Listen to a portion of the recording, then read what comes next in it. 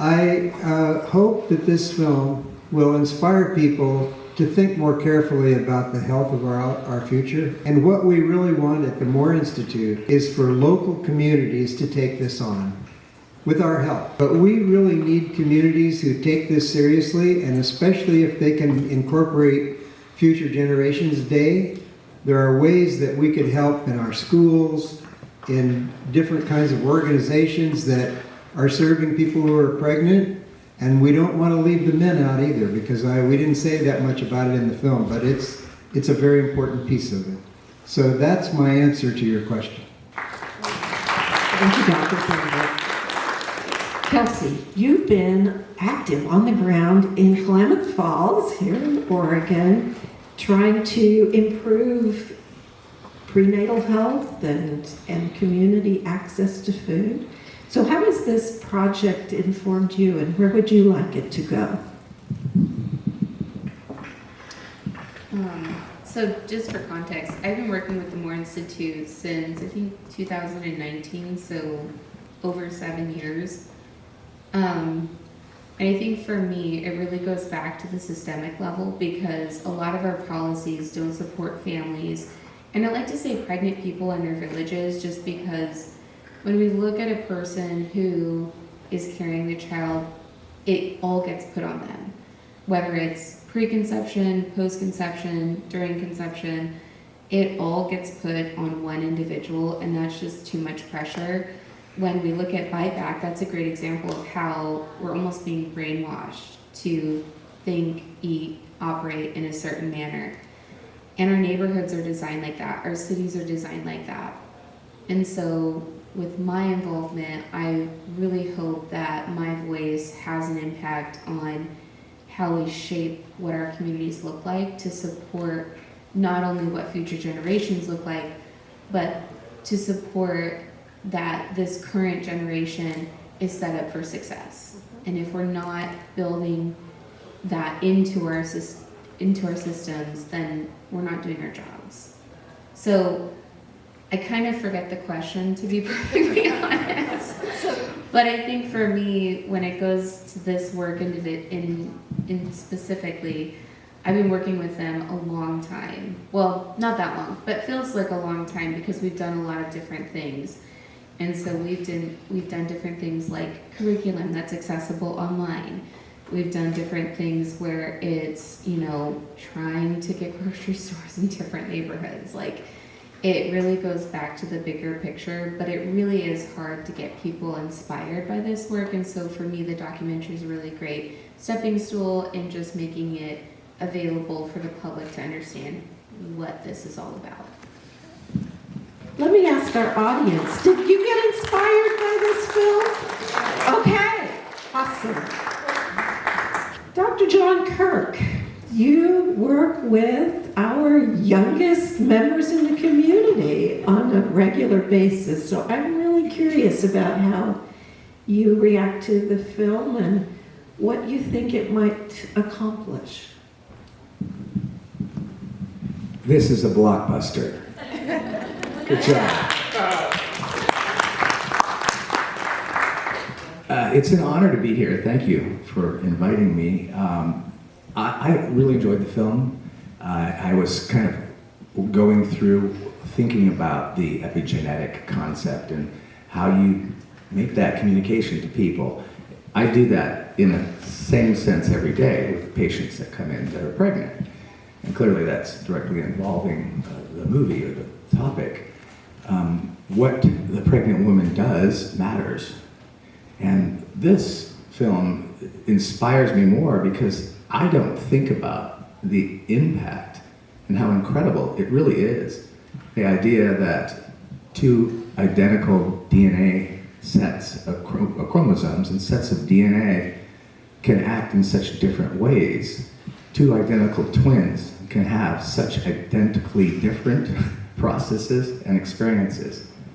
But it's more than that. It literally is that concept of a grandmother, the fetus, and the grandchild that's in the egg inside the ovary. And sorry, Paula, didn't mean to. that was a very, very cute moment in the movie anyways. That's a powerful thing. That is truly the 100 Years effect. It is remarkable. And it may be more than that. There's other aspects of transgenerational epigenetics that we didn't touch upon here. We won't, because I would lose my track. But everything we do matters, and if we want a good society, if we want people to succeed and have healthy, long lives, we kind of need to work together. It does take a village. It's not about politics, it's about love. It's about society and about caring about people that we all call family, like all of you here today to watch this movie. You're all part of my family. I appreciate that. That's about what I got to say for now.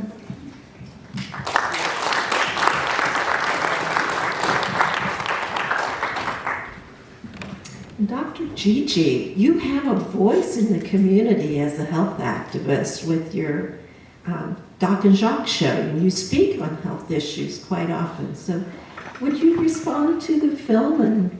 Well, I was really impressed with the movie, with the film. Very nice. Now, however, I'm a little bit nerdy. Before I became a physician, I actually did research on DNA for 22 years. So it was really cool to hear about epigenetics. I want to just speak a tiny bit about epigenetics. Epigenetics is not something new. It is not voodoo, and it's not weird. If you think about a liver cell, when it divides, becomes another liver cell. A heart muscle becomes a heart muscle when it divides. A skin cell becomes a skin cell. That's epigenetics that tells the cell what to become. So we're not saying, wow, all of a sudden, we found something. So epigenetics is a basic that is known, and now this movie showed more reaching effects of those common knowledge. It's really interesting. I really liked it. Thank you.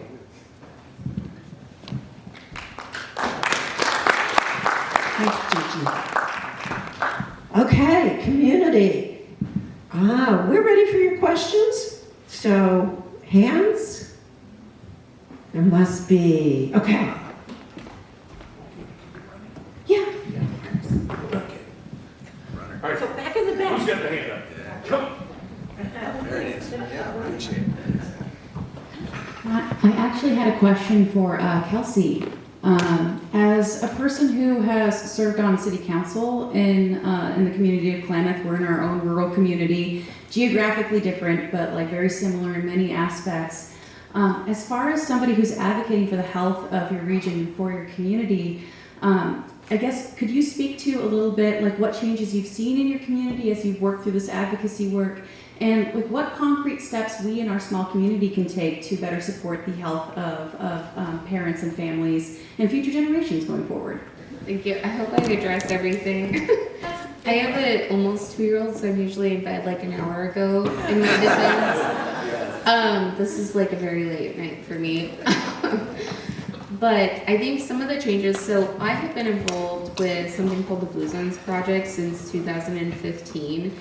And that was really the impetus of my work in food systems at large. And so some of the concrete things that we have seen, unfortunately, our birth weight rates have not gone down, which was ultimately our goal as a Nutrition Oregon campaign hub. But in our defense, we developed that goal during 2020. It was like February of 2020, and we had absolutely no idea what was coming down the pipeline. So we need to revisit that.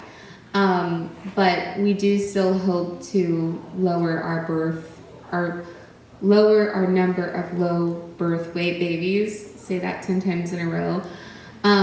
But some of the other concrete things that we have seen is we have a year-round food market that now accepts WIC, veteran dollars, as well as Double Up Food Bucks and SNAP. So we have what used to be really hard to access local foods. We now have a year-round market. So that was something concrete that we've done since 2015. We also established a food pantry at our pediatric office. We've worked with Shums Thunderbird to help establish that. We got multiple grants for that. We raised over $24,000 and we were able to sustain it for over 5 years. And then we've also, a big part of the work also since 2015, and this is more at the state level, but it's Produce Connection, where I'm sure a lot of you have access to that because of the Oregon Food Bank, but those are some of those food related things. Another thing that we advocated for and really coached our local county commissioners on was upping our minimum tobacco age to 21, which we don't talk about it in this documentary, but tobacco does affect birth weight. So things like that. So those are a couple of really concrete things. We've done a lot in our built environment, whether that's placemaking, so putting art in public spaces, building parks out of blighted spaces, adding bike lanes that are separated and protected so that families can move in an active transporting way. We've added an ADA accessible playground that's 18,000 square feet, sorry. It'd be pretty big. Yeah, even 18,000 square feet was really big, but yeah, 18,000 square miles, whoa. So those are a few examples of like some really concrete things that we've done since 2015, and those are all things that my team, as well as committees that we run, have done. I'm sure there's a lot more, but I think like taking off my public health advocate hat and putting on my city councilor hat, something that we hear so much about in government right now, and I think this is just a long-term thing, is the economy. And what we're not realizing is the cost on healthcare and the burden that we're increasing on a regular basis because of lack of food, because of lack of housing, because of lack of jobs, because of lack of support for families. These are all things that are burdening our healthcare system, which is ultimately costing individuals more. And so even if it's just one small thing, you know, whether it's not approving someone to build over a canal so they can have access to that grocery store, like, I just can't support it, because if it's decreasing access for food, then that's a small gesture that we can say, no, we're not standing for this. We want better for our community. And so I think for me, it's really just like staying true to my word, and really standing by what I believe in, which is public health and access to care. And that includes food, water, healthcare, transportation, and green spaces. Those are all things that really matter. So I hope I addressed all your questions. I also kind of ramble, so I'm going to hand the mic back. It takes a bit. Exactly. We have to build the villages right so that people can feel supported and have their healthiest life, but also their happiest life. It doesn't matter, you know, if you're not healthy, then what good is a happy life? Because you can't enjoy it. So, all right, let me give this back. Question? My name is Kimberly, and I am a mother of a child that has a cognitive brain disorder, and I'm finding out that, which is a nicer name for schizophrenia, and I'm finding out that through epigenetics, they're finding out it has to do with, it's created in the mother's womb when there's not enough methylfolate, and so I'm wondering, what is being done, I guess, in the medical community to educate women to prevent this mental health crisis by providing the methylfolate that is needed while they're pregnant. That's an incredibly important topic, and it certainly is an adjunct to good food, good clean water, and housing, etc. Methylfolate, folic acid, the concept of folic acid, it's vitamin B9. It's a beautiful name if you think about it. B9, it's good, right? And it is.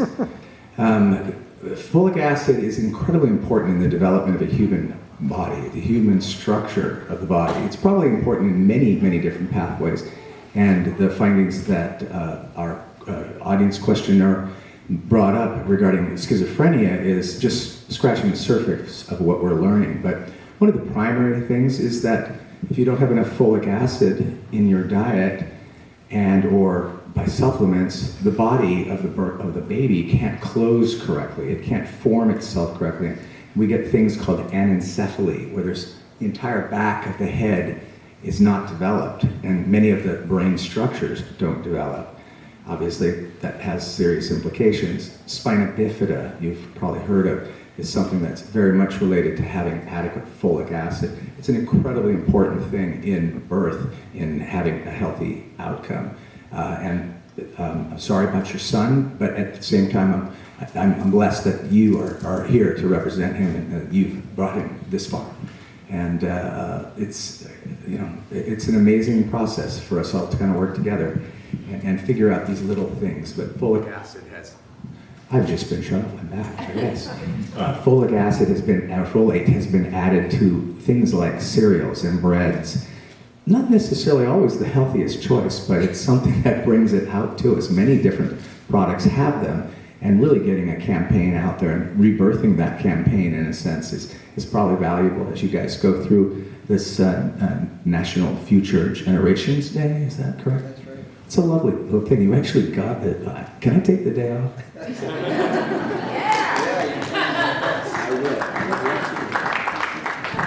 I'd like to make a comment too, and folate is one of the most important nutrients that people need when they're pregnant and helping their baby to develop. But I do want to address the further question was, how is it we can get this word out so that everybody knows about it? That's a bigger problem. And I hope you recognize that as one of the main themes of this film, is that scientists work all the time, and I'm one of them, and we talk to each other and we build programs, but we've had a really difficult time getting the most important health messages out to the public. We need help for that. And if you want to brainstorm with us about what you can do on Future Generations Day, we would love to do that.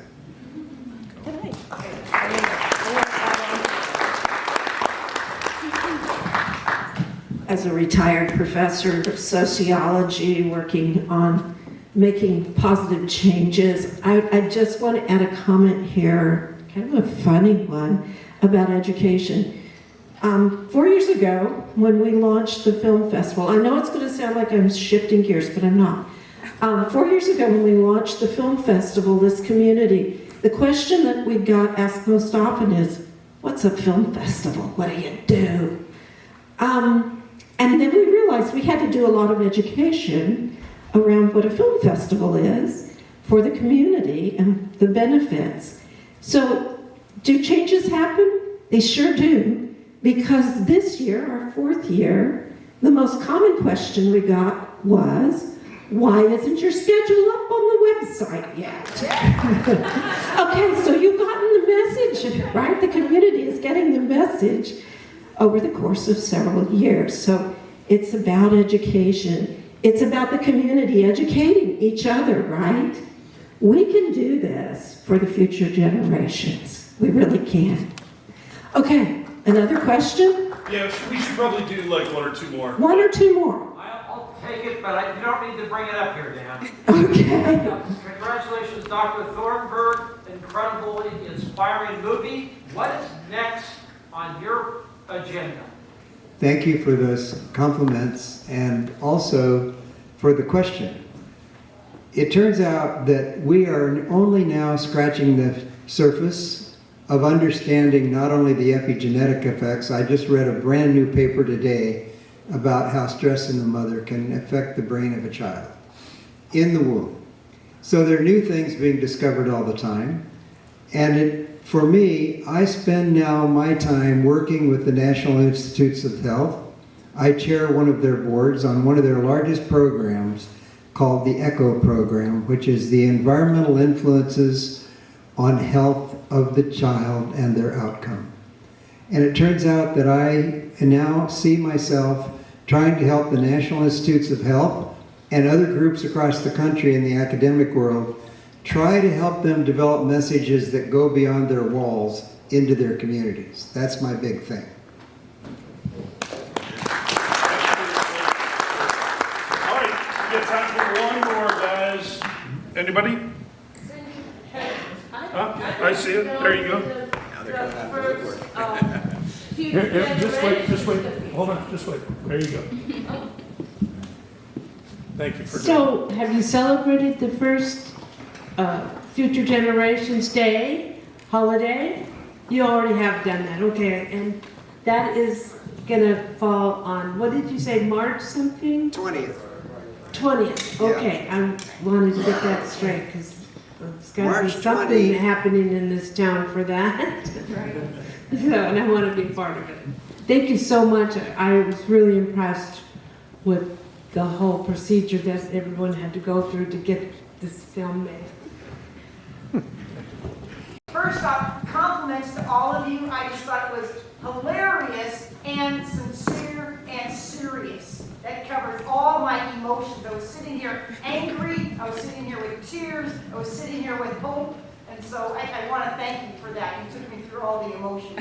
I love the song that they developed, which I hope it goes. Spotify, wherever it can go, I hope it goes. My question is this: what happened to the comedy act?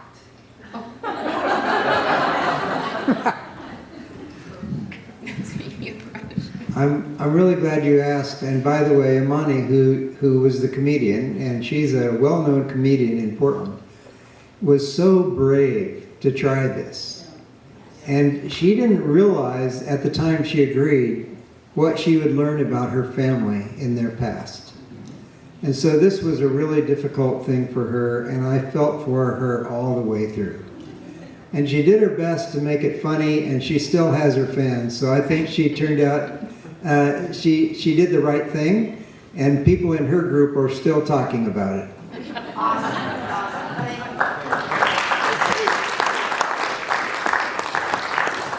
All right, so how about one more round of applause for this group? Thank you. Thank you very much for the work and all the information that you're putting out to the public so that we understand how to take care of our children in the future.